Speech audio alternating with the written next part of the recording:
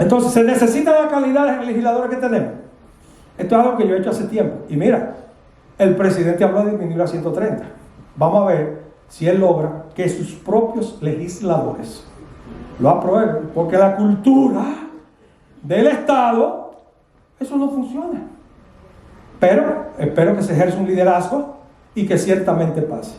Lo mismo pasa con los ministerios y direcciones, que no es que porque lo disminuyan va a bajar el costo de este Estado mórbido. No, porque yo puedo fusionar DGA y DGI. Y si tiene 100 empleos, en una sola pongo 120. No es el hecho, es la cultura que haya de eficientizar la operación. ¿Cómo dividir el costo de salud y educación de los ilegales? Ay, papá, este tema es como lo demás, la cesantía. Miren, corto. México, mexicanos, California, actividad agrícola, lo legalizaron a los que necesitaban. Los otros se fueron. Dejémonos de doble moral. El haitiano, sácalo de la economía dominicana para que veas el impacto en el Producto Interno Bruto. ¿Qué va a ser del campo dominicano? ¿Qué va a ser de la construcción? Donde quiera que haya un país pobre y al lado hay uno más rico, arrancamos para allá. México con Estados Unidos y Haití con nosotros. Lo que hay que legalizar y poderlo pagar impuestos y TCS, porque nos está costando la salud. Los 2 millones que darle salud, más las que llegan de allá hay que darle salud. Y ese tema lo que hay que regularizarlo. No queremos los 2 millones, mandémoslo a Haití. Queremos uno, mandemos uno y dejemos uno y legalicemos. Quitémonos la careta con ese tema también. ¿Cuándo modificar la ley de seguridad social, el código laboral, la legislación sobre educación? Ese temita es el tema de los temas, porque es transversal, no es reforma fiscal, no es reforma laboral, es reforma del Estado, porque uno tiene que ver con el otro. Y siempre he dicho que tenemos que traer asesores internacionales y los locales para no meter la pata, aunque hay que estar dispuesto a transformar cualquier cosa en cualquier momento, porque la vida es dinámica y la Constitución es dinámica y lo fiscal es dinámico y lo laboral también. ¿Cómo disminuir los empleos en exceso? Es un desafío. Fíjense aquí, fueron pagados en nómina 279 millones en el 2023, representando el 25%, 70 mil. 1% del PIB, 68, según los cálculos míos. Ahora, ¿qué nos dicen? Que en nómina no se paga nada. No entienda eso, que en nómina no se paga nada. Y entonces yo pregunto, ¿cómo se le llena el buche a la gallina? Es decir, que tú eres eficiente ahorrando lo mucho y no lo poco. El que no ahorra lo poco no ahorra lo mucho. La eficiencia es una cultura, es un estilo de vida. Y tenemos que ser eficientes en el personal, en la evasión, en todo lo que he tocado anteriormente. Hay que coger un chin de cada cosa. Si cogemos un chin de cada cosa, estamos financiando el déficit. E insisto que necesitamos más plata, pero para usarla bien. ¿Queremos seguridad ciudadana? ¿Sí o no? Eso con plata. Queremos salud, queremos frontera, cuidar la frontera, porque los haitianos en Haití, nosotros aquí, con reglas claras, y tenemos que cuidar nuestra frontera. Eso cuesta. No cuestionamos el gasto, cuestionamos la calidad del gasto. ¿Cómo reducir el tamaño del Estado costoso, mórbido e ineficiente? Es un tema. Que el Estado ha dado más símbolo de ir hacia allá que el sector privado pedirlo. Es igual que con los impuestos. El Estado ha logrado cobrar más impuestos al sector privado que el sector privado exigir que se transparente y priorice el gasto. Ese pleito lo ha perdido el sector privado, cada uno defendiendo sus intereses de manera individual. Bueno, ¿cuándo se estima la reforma policial? Están trabajando en eso, es un tema. Ajá. Bueno, la reforma policial. Miren, hay un ejemplo del presidente Clinton que yo le he seguido. Ese señor cerró con superávit. De ahí la fama de Clinton tiene que ver con el manejo de las finanzas públicas. Clinton cogió, y eso lo copio de él. ¿Cuándo van a evaluar el presupuesto nacional? Partida por partida para identificar dónde disminuir el gasto. En nómina, el Estado gasta poco, no hay forma de bajar el gasto. Ese es el cuentecito que yo no me creo. Cuida a los pequeños gatos, un pequeño agujero del barco. Benjamín Franklin. ¿Cómo se va a corregir? Entonces, ese presupuesto hay que cogerlo. ¿Cuánto estamos gastando en publicidad? Tú me dices, bajo la publicidad de 6.000 millones. No. Pero no me ponga foto. Dime, ¿cómo nos alimentamos mejor? Que debe ser una preocupación de Estado. La mala forma en que se alimentan los dominicanos, donde venimos con una cultura del campo. Cuando mi abuelo chapeaba en una finca y hacía ejercicio de 7 de la mañana a 5 de la tarde, y yo me quedé con ese hábito y vine al pueblo y me senté en un escritorio y seguimos con el arroz con grasa, pollo guisado, etc. No estamos educados, somos analfabetos en nutrición. ¿Es un problema de Estado? Creo que sí. ¿Cómo manejamos el tránsito? Tú te paras en un semáforo y yo me meto en rojo cada rato. ¿Pero por qué? Pues yo soy un distraído. Hay un jodido motorista que la arranca y yo arranco atrás de él. Pues me metí en rojo. ¿Y un carro? ¿Sí? ¿Y cuándo me van a poner una multa por pasarme en rojo? Entonces, esos son todos unos temas. Exención contributiva de la clase media. Vamos para allá, ustedes no son clase media, cojan aquí. Hay una deuda con la clase media. Pues nos quedamos callados. Calladitas como los haitianos. Miren, el Código Tributario manda el ajuste por inflación de la exención contributiva anual de las personas físicas. Entre ellos, los empleados que se le debe deducir el impuesto por nómina directamente, donde jamás pueden evadir un centavo, porque el Estado la empresa es el agente de retención y antes del día 20 del mes siguiente hay que pagarle esa plata al Estado. La exención en el 15 eran 399.000, 33.000 mensual. En el 16 pasó a 409 y subió a 34. Y en este año, después del 16 se congeló a través de la ley de presupuesto. La verdad que cuando yo vi que autoridades anteriores lo hicieran, pensé que las nuevas no lo iban a hacer. Y no sé quién convenció ese oído para que lo hiciera. Entonces, cuando yo hago un ejercicio y yo lo ajusto, 16, 34, 17, 18,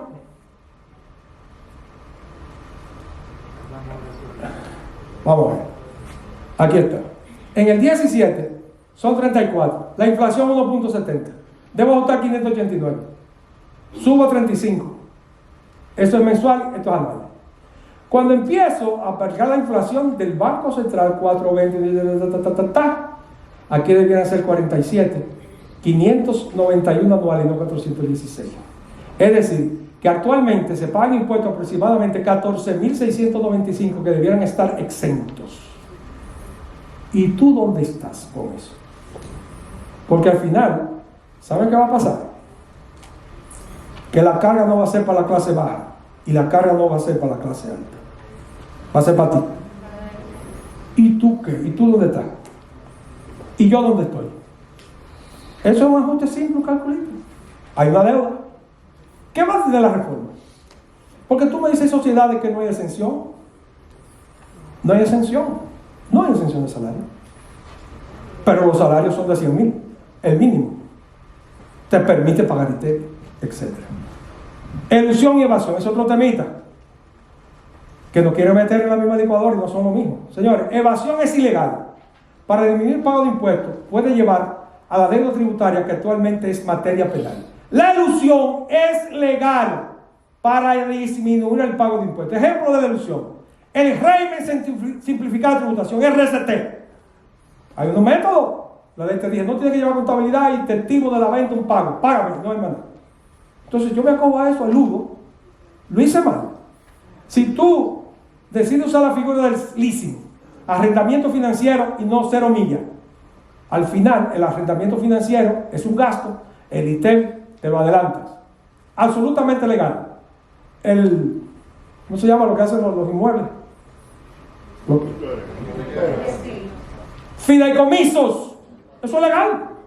Si yo decido hacer un hotel en Elías Piña de 400 habitaciones y de una empresa que paga, invierto allá para no pagar en ese sector, es ilegal. No es ético, porque no es legal, no es ético. Oye, el trabajo de un asesor fiscal es buscar la ley, todo lo que tú puedas, y si tu cliente lo entiende, accionar. Entonces no quieren, a veces, que la ilusión, la evasión y la ilusión, la evasión y la ilusión. No, la evasión es una cosa. Él lo diré buscarle la ley, cualquier situación que pueda beneficiar en tu estrategia fiscal, cumpliendo con la ley, que se te fiscaliza la DGI, no pueda levantarte un ajuste para tu pagar impuestos. Eso es la cultura, tenemos que cambiarlo. Impacto de disminuir el ITEVI al 10%. Este es un tema. Otro proyecto. Yo quiero hacer este paralelismo para que ustedes tengan su conclusión. Si se baja el ITEVI al 10% y lo cubre todo, o lo mantengo como está actualmente, ¿cuál va a ser el impacto para el primer quintil de la economía? Ustedes saben que los salarios se dividen por quintiles. Son 5, el primero es el de menos ingresos. Yo coloqué 23,000 pesos de salario. Aquí hay salario mínimo de 16,600, algo así, 14,000. Pero no, puse uno de 23. Entonces, el señor Juan Pérez tiene un salario de 23,000 pesos. Comparemos qué pasa si una tasa del 18% actual con el 30% de sus gastos grabados con el ITEVI y el 70% exento. ¿Y de dónde sale mi estimación? ¿Qué es lo que compra el que está en el primer quintil? Arroz, habichuela, carne, huevo, lo que está en la canasta familiar exento. Pero si lo grabamos, ¿qué pasa? Pero te estoy poniendo que en algún momento compra un zapato, una camisa, que está cansada. 70-30, mayoritariamente. Ese nivel de ingreso para vivir es lo que está exento hoy. Y a una tasa del 10% propuesta con el 100% de los ingresos. Miren qué pasa. Es muy sencillo. Aquí tengo el 30% con el 18. 23,000, el 30 son 6,800, el 18 paga 1,242. Ahora con el 100, 23,000 el 100, paga 2,300. Pagaría hoy 1,058 más. Nota, contemplando todo lo grabado en un 10%, se tributa un 86% más que en el 18% como está actualmente. Esto es para abrir el diálogo. Pero ¿cuál es la respuesta de los que tienen esa teoría? No es justo que un rico vaya al supermercado y compre arroz sin ITEVI. Y es verdad. ¿Y cómo tú vas a resolver eso? Tarjeta Solidaridad. Supérate. ¿Y quién audita Supérate? ¿Es un instrumento político o es un instrumento para mitigar la pobreza? ¿Y quién audita las pensiones que se han dado?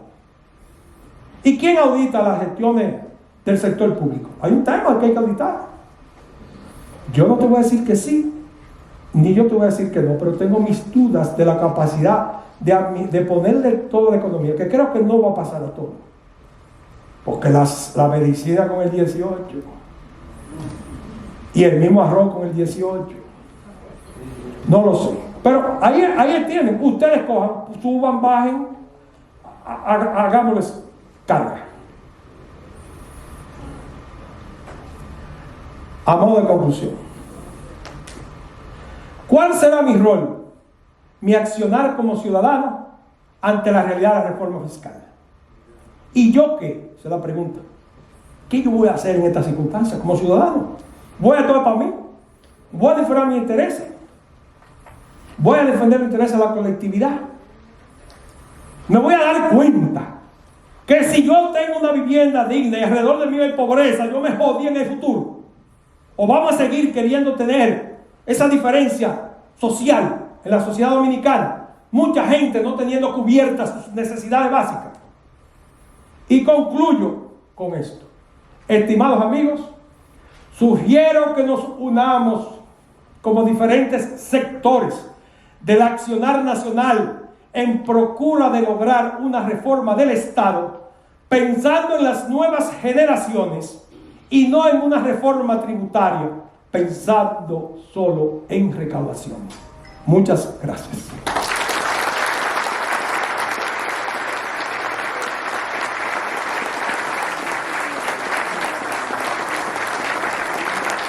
Excelente.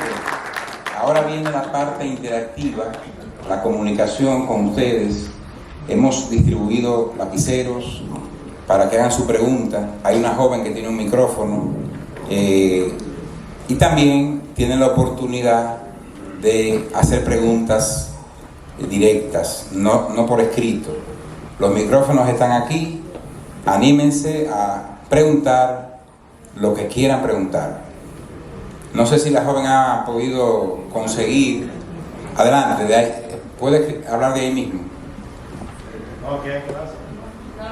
¿No funciona? Prende el micrófono, a ver. ¿O ven? No soy yo. Ok. ¿Quién quiere hacer alguna pregunta? No conferencia, sino pregunta precisa. El señor Miguel Moreno tiene la mano levantada aquí. La joven. Sí, así. El licenciado Hans. Voy a hacer la pregunta, ya que tengo el micrófono, Miguel. ¿Usted no cree que sería positivo en general para la economía nacional eliminar el impuesto sobre la renta?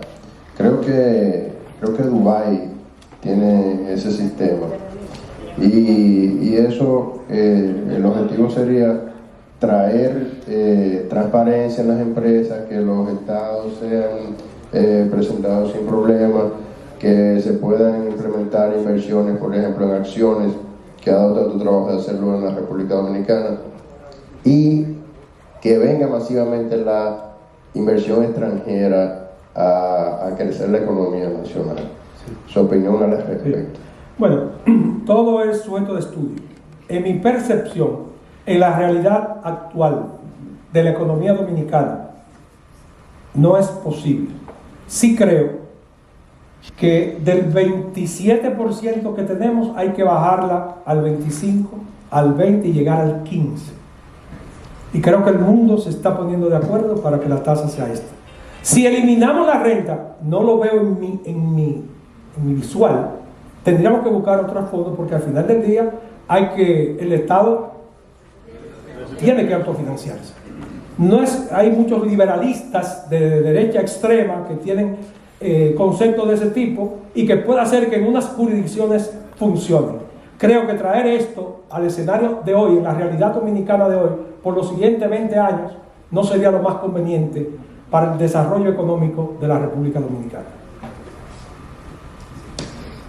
Nelson, desde el 2001-2002 por ahí, que se firmaron los acuerdos de Madrid, si se suma todos los subsidios al sector eléctrico desde ese momento, es decir, unos 22, 23 años, y se suma toda la deuda externa de República Dominicana, la suma del subsidio eléctrico es mayor que la suma de la deuda externa de República Dominicana. Entonces, ¿qué tú puedes comentar al respecto?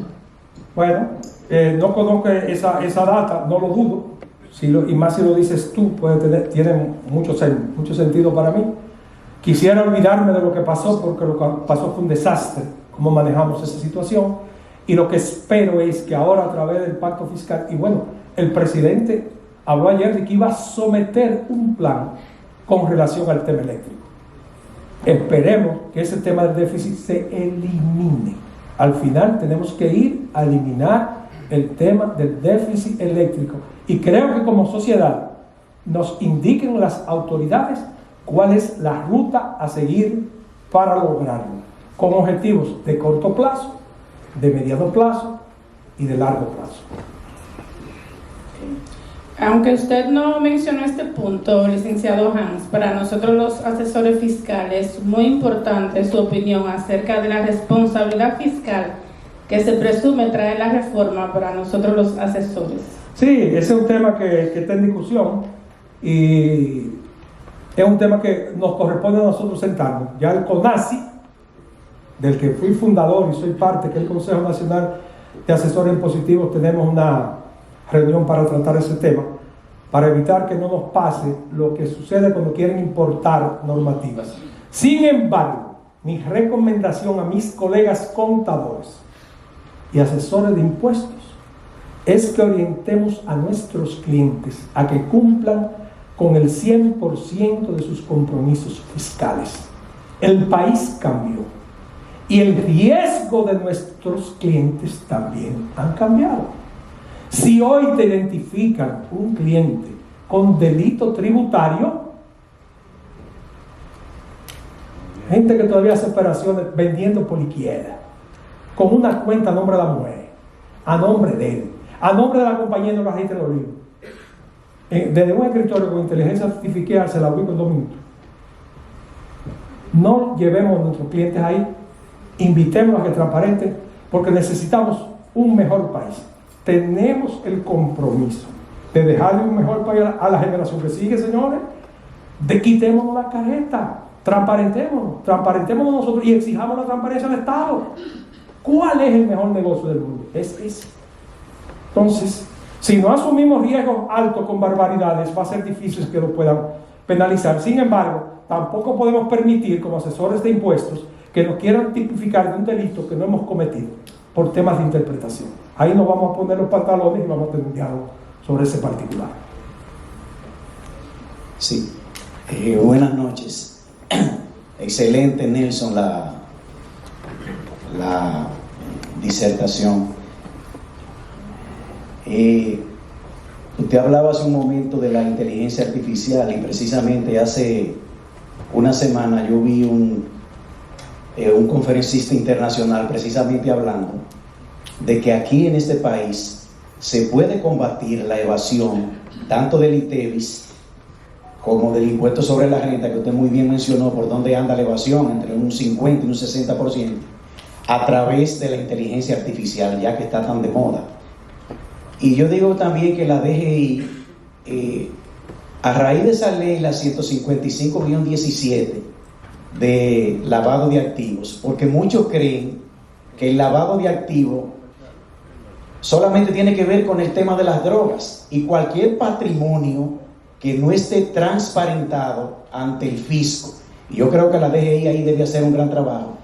Para la DGI es muy fácil determinar un patrimonio que no esté transparentado ante la administración tributaria. Y yo creo que por ahí se puede hacer un gran trabajo. Y en vez de crear impuestos o parches, yo creo que lo que debe combatirse es la evasión en esta reforma, que como usted muy bien señaló, se piensa salir la semana que viene. Sí, mira, es así. Yo vengo de una experiencia en Guatemala. Marco Tulio, el director de Impuesto Interno de Guatemala, mi hermano de hace tiempo, incluso fue ratificado por las autoridades siguientes en el país, siendo del partido de oposición, y todo se debió a la buena gestión que ha hecho con relación a perseguir la evasión. Sin embargo, tenemos que preparar el país para que sepa lo que puede venir, porque tampoco se puede tratar de un terrorismo fiscal. No estaría de acuerdo con terrorismo fiscal, sino ir poniendo las reglas en orden y crear la cultura que debemos tener en ambas direcciones. Totalmente de acuerdo. Adelante, Frank. Sí. La reforma fiscal, obviamente usted tiene razón en decir que aquí hay que reformar el Estado, y antes de cometer reforma fiscal, si no organizamos la casa, no podemos organizar que está fuera de casa. Entonces, pienso que no hay voluntad del Estado para eso, sino de buscar más dinero que va afectando a la clase media, al pobre de este país. Pero bien, ya estamos frente a una reforma fiscal. Me gustaría que usted nos diga los puntos clave que se van a tocar en la reforma fiscal. Que usted nos diga qué va a pasar con el IBI, el impuesto a la propiedad inmobiliaria, que es un sector importante en el desarrollo de este país, que no vi que abundó en el tema. En fin, esos detalles, por favor. Bueno, la reforma fiscal va a versar, básicamente, pienso que van a querer ampliar la base del ITEVIS, que es el impuesto que más fácil se recauda. Y creo que el impuesto más justo es el impuesto sobre la renta. Paga más quien más gana. No creo en impuestos progresivos de impuestos sobre la renta, porque eso es penalizar el éxito, penalizar la creatividad, penalizar la diferenciación, penalizar la innovación. La progresividad se da en la medida que tú ganas. Si la tasa es del 25% o del 15%, que es la que yo sueño a largo plazo, debe ser para todos. Te ganas 100,000, pagas 15,000. Si te ganas 200,000, vas a pagar el 15%, pero en vez de 15 vas a pagar 30. Y si te ganas 1,000,000, vas a pagar 150,000. Pero querer y pretender, y ha sido fallido, de que el que gana 100,000 pague el 15, el que se gana 500,000 paga el 20, el que se gana 1,000,000 paga el 30. Aquí hubo tasas antes del 92 hasta del 70% de impuestos sobre la renta. ¿Quién lo pagaba en el país? Nadie. El IPI, yo lamento que hoy, estando en Europa, hay ofertas de compra de apartamentos en Punta Cana libre de impuesto a la propiedad. Yo creo que ya ese momento pasó, lo repito. Creo que el IPI hay que ampliar, es un tema de estudio, pero 9 millones de pesos no es una vivienda suntuosa. Estos son temas de sentarnos 7 días en una habitación para reformular lo que hay. Pero 9 millones de pesos no es un apartamento suntuoso. No debieran tener un monto exento para proteger la clase media. Y ya, entre otras cosas. No creo que el impuesto al ahorro no debe existir. Lo veo como doble tributación. Tú te jubilas, tienes dinero a plazo fijo, que pagó impuestos y ahora va a seguir pagando. No creo en el impuesto del punto 15. Por el contrario, creo que es un desincentivo a la transparencia.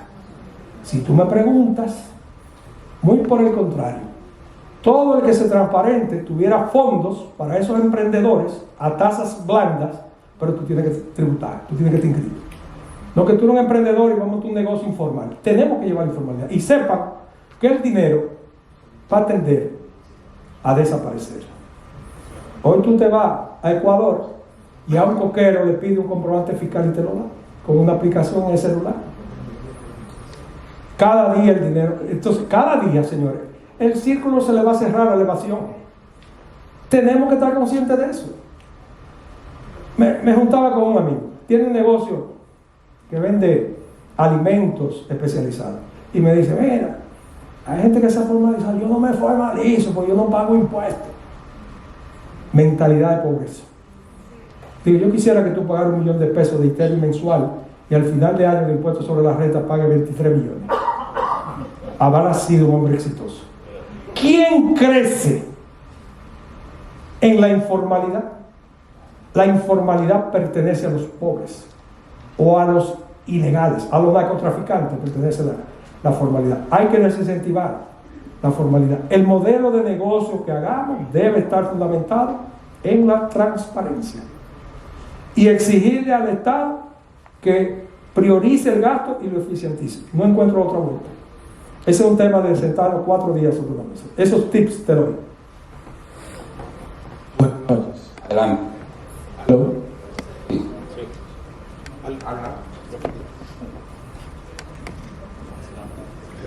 No. Ok. Reforma fiscal. El futuro. Estamos en el futuro. La economía colaborativa. La inteligencia artificial. La tendencia a que en el futuro tengamos cada día menos esfuerzo físico, menos trabajo. ¿Cómo apunta, vamos a decir, en la reforma fiscal a no perseguir, sino ser eficiente en este mundo de tanta tecnología cambiante? ¿Y qué opina usted, por ejemplo, sobre esto de la economía colaborativa, de que ya la eficiencia es parte de los procesos vitales? Antes, cuando teníamos 50 personas en una zona franca, ahora la cambiamos a todas y ponemos 2 máquinas y solamente una persona o 2 personas la gestionan. Ya hay países del mundo, por ejemplo, que una máquina no se puede dejar sola, pero es por ley, no por necesidad. Entonces, Yo creo que el futuro de eso está claro. En esta reforma fiscal creo que poco se va a tocar de eso. Pero todo es cambiante. La vida es dinámica. El reestructurar leyes va a ser dinámica. Decía, ¿cómo veo el mundo futuro? Elon Musk dijo que en cada hogar de los Estados Unidos por lo menos habrá 2 robots. Y aquí también vamos a tener robots. Ya hay robots aquí que limpian los apartamentos. Ya los hay. Eso no pagan impuestos. Por ejemplo, ustedes ven ese incentivo de los $200. Eso me va a matar todo el mundo, pero yo no vine aquí a que me aplaudieran. Si yo se lo digo a la demás generación, tú traes por Amazon una camisa y te cuesta $10. Esa camisa aquí te cuesta $1,200. ¿Y cómo lo va a comprar aquí? Ese comerciante es un abusador, ese es un ladrón. El comerciante de aquí paga arancel en aduana, transporte para llevar la mercancía, alquiler en el local, energía eléctrica, empleado, y dejándole la plata a 10 pesos. Es un acuerdo que hay, pero no estoy de acuerdo. Eso está matando el sector local. Habrá impuestos para los robots y habrá impuestos para la capacidad de tú tener inteligencia artificial que sustituya empleos. Incluso la OCDE está hablando, lo que dice, del salario mínimo mensual, que es que el que no tenga trabajo le va a llegar un salario mínimo. No es que seguro de desempleo, no. Salario mínimo global. Como una forma de eliminar la pobreza. No va a haber riqueza, va a eliminar la pobreza. Ese tema de que la población mundial debe buscarse un control, yo creo en eso. Y tú ves, esa es la agenda LGTB, XZ, la han manejado mal. Pero que si al final del día lo que no podemos es controlar la población con COVID, con gay, fomentando los gays, whatever. No, tiene que ser un acto de conciencia. ¿Para dónde? Los chinos están en disminuir la población, pero no es a machetazo. Entonces, el futuro se está poniendo complicado. Yo ahora estoy viendo que la inteligencia artificial va a afectar más el nivel de empleo de lo que yo creía. Va a haber que poner impuestos a la inteligencia artificial. Cuando nos llamen para una reforma fiscal para eso, no podemos cerrarnos. Hay que estar abierto a modificar. Constitución, laboral, seguridad social, legal, etcétera. Porque la vida es dinámica y con ese mismo dinamismo tenemos que estar en la actitud de cambiar nuestro entorno. Las últimas 2 preguntas, el señor allá y usted, pero no tiene micrófono. Adelante. Señor Han, buenas noches. Buenas noches. Usted decía que nosotros como ciudadanos debemos hacer algo, pero además de poder votar en el 2028, ¿qué podemos hacer?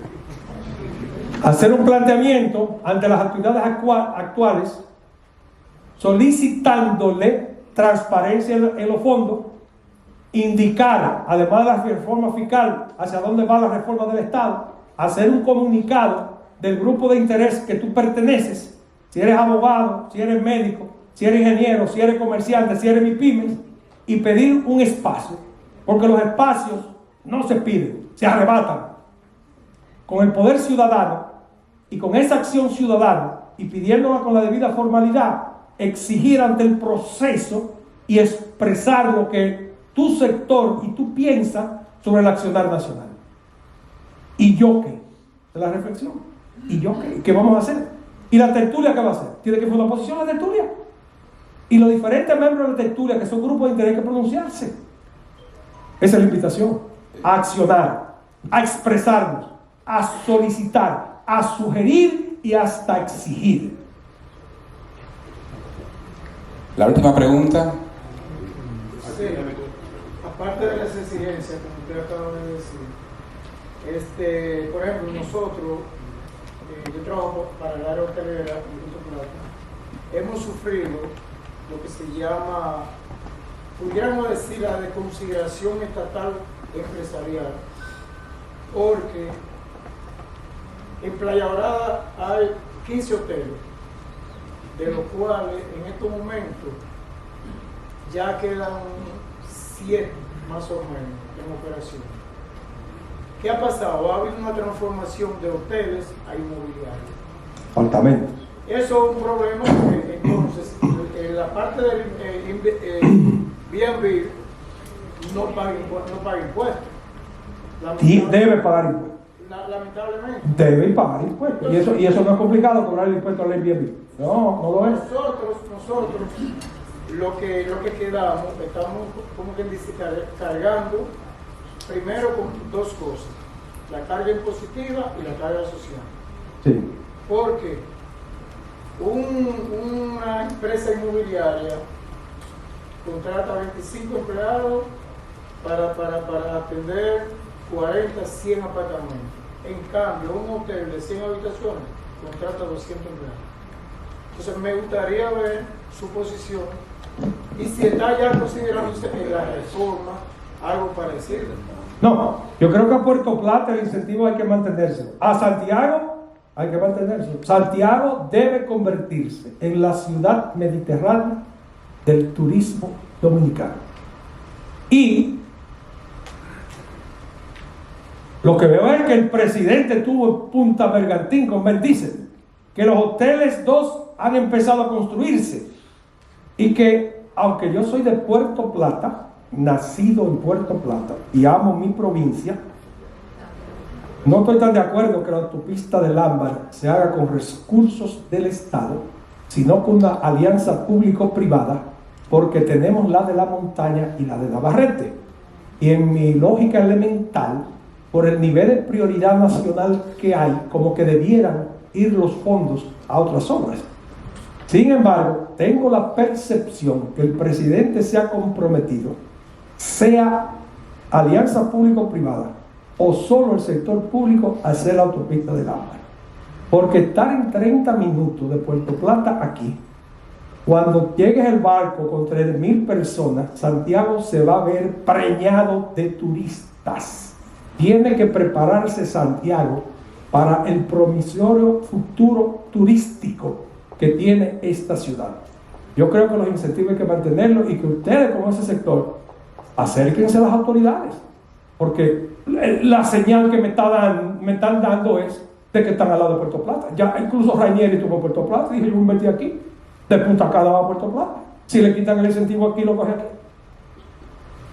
Entonces, ese es el mensaje, que hay que acercarse, hay que aprender a negociar, no quedar así, hay que aprender a negociar, es una negociación. Va a estar difícil el tránsito con 3.000 turistas en Santiago. No, bueno, el tema del tránsito para mí es un tema de prioridad nacional, es una situación, y oigan bien, el tránsito hay que resolverlo en el corto plazo con la calle que tenemos. Porque no le podemos hacer un segundo piso a Santo Domingo, a Santiago, en el corto plazo. Ni podemos poner metro en Santiago en el corto plazo, porque aquí el teleférico está en una primera etapa, aunque faltan 4. Y el tren está en construcción. Así que hay un mensaje. Creo que la sociedad civil tenemos que tener mejores estrategias de negociación con el Estado. O es que hemos ido y no cerrado la puerta, o es que no nos atrevemos a ir. E incluso el perfil, y tengo que decirlo al presidente, el que escucha, el perfil del presidente que escucha. Bien. Y cuando ha tenido que dar reversa en decisiones, que él habló de reforma fiscal y paró la reforma fiscal en un momento. Este es el momento de seguir. Bueno, entonces creo que nos ha hecho falta capacidad de negociar. Y repito, el sector público ha avanzado más en conquista que el sector privado.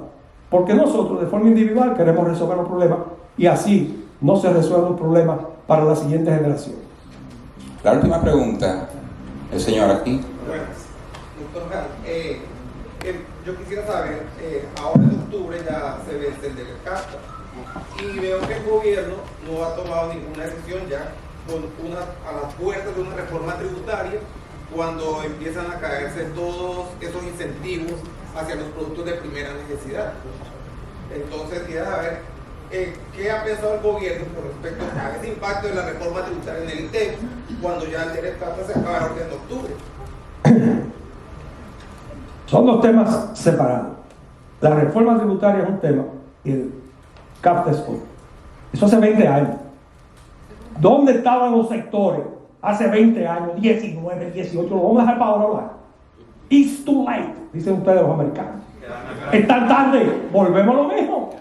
¿Y qué? ¿Le vamos a dar ese señal al gobierno que resuelve el problema de DG CAFTA con un acuerdo internacional? Pero si no es. Ahora, que con el ITEB, bueno, ese es un cálculo que hay que hacer, poner el ITEB al arroz. El arroz es un producto que tumba y pone gobierno. Estoy caricaturizando. Yo creo que no te preocupes por lo que va a pasar ocúpate como sector de defensa. Oye, le quieren poner un IPI al sector agropecuario. Le quieren poner IPI a las fincas. Parece que el que propuso eso no ha cogido un ciclón, ni una inundación, ni una sequía, ni lo que es perder 100 millones en 2 segundos. Porque me luce una locura. Le quieren poner IPI. ¿Y en qué jurisdicción? En Estados Unidos está subsidiada la agricultura. ¿Y aquí le quieren poner IPI? Además de los problemas que tiene que tenga el campo, a poner impuestos a la propiedad inmobiliaria del campo. Entonces, defiéndete, haz tu trabajo. Usted tiene su asociación, Asociación Dominicana Factoría de Arroz, ADOFA. Tiene que pichar juego. Y mira, que he hecho estudios para ADOFA desde hace 20 años. Y siento que no se movieron en la velocidad que tienen que mover. Pero con el ITEM, en principio, yo no estoy de acuerdo que el arroz ponga ITEM.